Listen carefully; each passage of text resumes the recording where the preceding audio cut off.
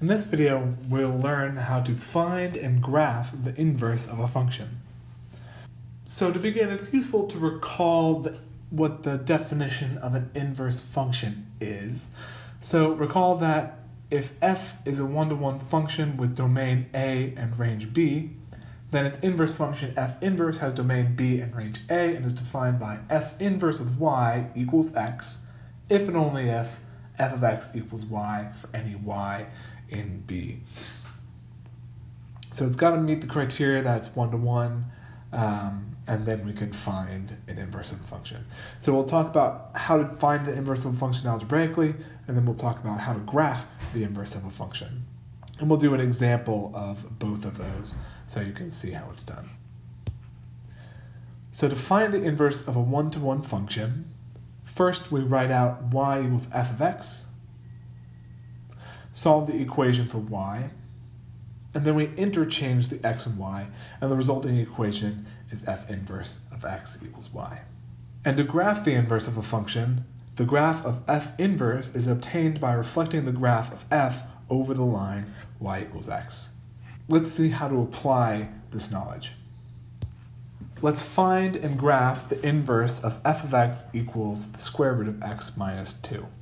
Before we get started, I just want to recall that the domain, in this case, the square root of x minus 2, is 2 to infinity, and the range is 0 to infinity.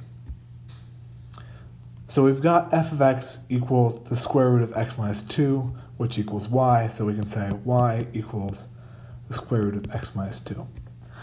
So now we're going to solve for x in terms of y, and once we've done that, we'll switch the x and y position, and that will be our f inverse.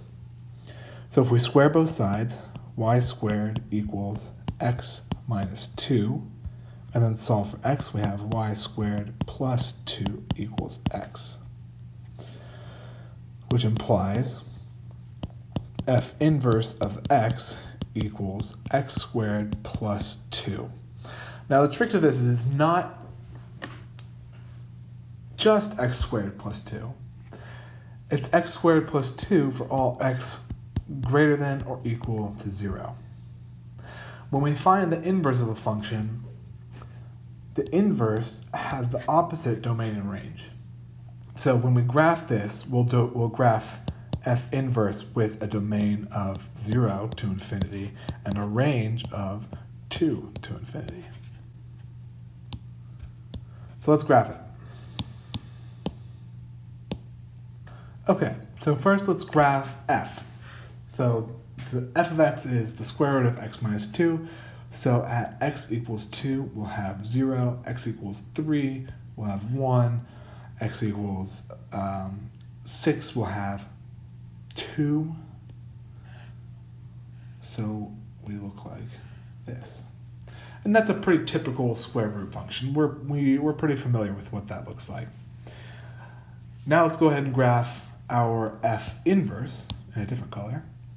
Do that in blue. So now remember that we have a domain of 0 to infinity, so we don't need to worry about the negative half of the x-axis when we're graphing f inverse in this case.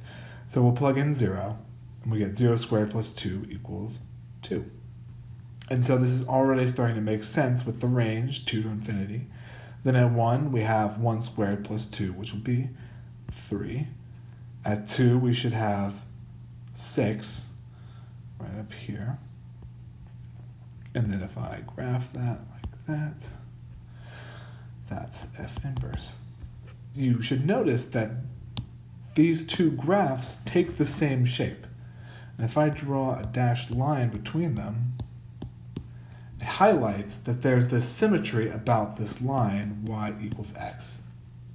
So if ever you're given the graph of a function or the graph of its inverse, then you can always find either the function or the inverse, depending on what you're given, by reflecting it over the line y equals x.